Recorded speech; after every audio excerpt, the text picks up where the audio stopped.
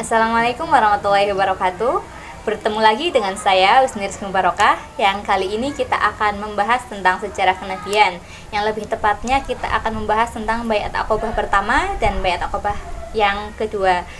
Yang akan kita tanyakan langsung kepada narasumber kita, Mbak Zuzika Briliani. Perkenalkan, nama saya Yusika Berliani. Di sini saya akan menjadi narasumber dari Mbak Husni. Kita akan membahas tentang Baiat Aqobah pertama dan Baiat Aqobah kedua. Nah, kita mulai ya Mbak. Oke. Dari Mbak sendiri, apa sih pengertian baiat itu? Baiat itu berasal dari kata bai'a yang artinya membeli. Secara istilah yaitu adalah suatu perjanjian dari pengikutnya untuk setia dan taat kepada pemimpinnya, yaitu Nabi Muhammad SAW. Nah, di sini kenapa dinamakan Baiat Aqobah nih? Kenapa nggak Baiat Aqobah, baiat yang lain aja? Kenapa harus Baiat Aqobah itu? Karena Baiat Aqobah ini terjadi di bawah Bukit Aqobah. Oh, makanya dinamakan Baiat Ya, Aqobah Baiat ya. Aqobah. Kan Baiat Aqobah itu ada dua ya, Baiat Ya. Aqobah 1 dan 2. Gimana sih ceritanya pas Baiat Aqobah yang 1 itu? Oke, jadi Baiat Aqobah pertama itu terjadi pertama kali setelah istri dan pamannya Nabi Muhammad ini meninggal. Nabi Muhammad berdakwah ke kota Mekah selama 10 tahun. Tetapi selama 10 tahun ini tidak mendapatkan hasil yang sesuai dengan yang diharapkan Nabi Muhammad. Setelah itu Nabi Muhammad pergi ke kota Taif bersama Zaid bin Sabit. Apakah di kota Taif itu para masyarakatnya itu menerima atau enggak? Untuk pertama kalinya mereka ada yang tidak menerima secara baik-baik. Nabi Muhammad diusir, dimarah-marahin, dan juga dikatain orang gila gitu. Kemudian setelah dari Taif itu, setelah mendapatkan perilaku buruk itu, Nabi Muhammad itu tetap di Taif atau pergi kemana? Setelah mendapat respon yang buruk dari warga di sana, penduduk di sana, Nabi Muhammad ini kembali ke Mekah untuk menenangkan dirinya. Nabi Muhammad masih juga berkhutbah, tapi dia menjauh dari kaumnya untuk menenangkan dirinya. Lalu yang pernah saya dengar tuh Nabi Muhammad tuh datang ke tenda-tenda haji, itu gimana Mbak ceritanya?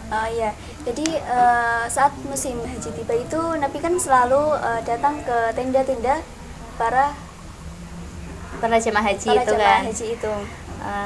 Datang ke tenda itu buat apa sih Mbak? Nabi Muhammad ini datang ke tenda untuk menyiarkan agama Islam, untuk mengajak mereka Memeluk agama memeluk Islam. agama Islam. Nah ya. Nah, kan Nabi Muhammad tuh kan udah ngajak-ngajak tuh kan. Apa ada yang tertarik atau enggak nih? Di sini ada yang tertarik, yaitu dari golongan Kharaj. Dari golongan Kharaj ini berjumlah 6 orang. Golongan Kharaj itu asalnya dari mana Mbak? Dari Makkah, Madinah atau dari mana? Ya, Sri Madinah.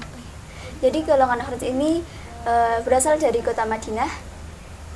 Nah, 6 orang itu setelah mereka tertarik tuh, apa yang mereka lakukan? Setelah mereka tertarik, Nabi Muhammad membaiat mereka di bawah Bukit Aqobah.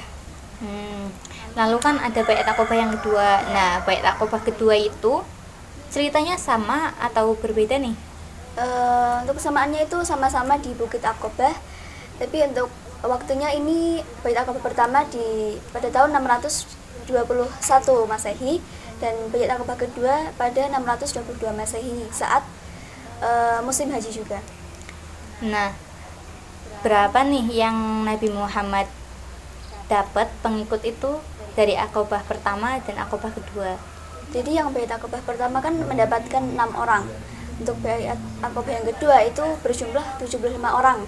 Yang diantaranya 62 orang laki-laki dan 2 orang perempuan dari golongan Kharaj dan 11 laki-laki dari golongan Aus. Cukup Mbak? Iya. Oke.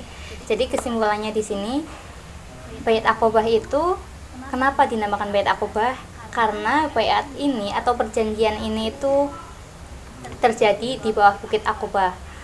Lalu Nabi Muhammad dari Baiat Aqobah ini, Nabi Muhammad mendapatkan pengikut, walaupun itu hanya sedikit, tapi Nabi Muhammad ini sangat penuh perjuangan ketika mendapatkan pengikut yang sedikit ini. Walaupun sedikit, tapi Nabi Muhammad itu sangat senang karena dapat menarik orang-orang itu untuk bergabung kepada akidahnya. Jadi walaupun ya sedikit, tapi nggak sia-sia gitu ya. Ya, betul sekali. Ya, cukup Mbak. Oke. Sekian perbincangan kita kali ini. Saya Husni Barokah sebagai host mengucapkan terima kasih kepada Mbak Jessica dan teman-teman yang sudah menonton. Jangan lupa subscribe dan komen. Bye.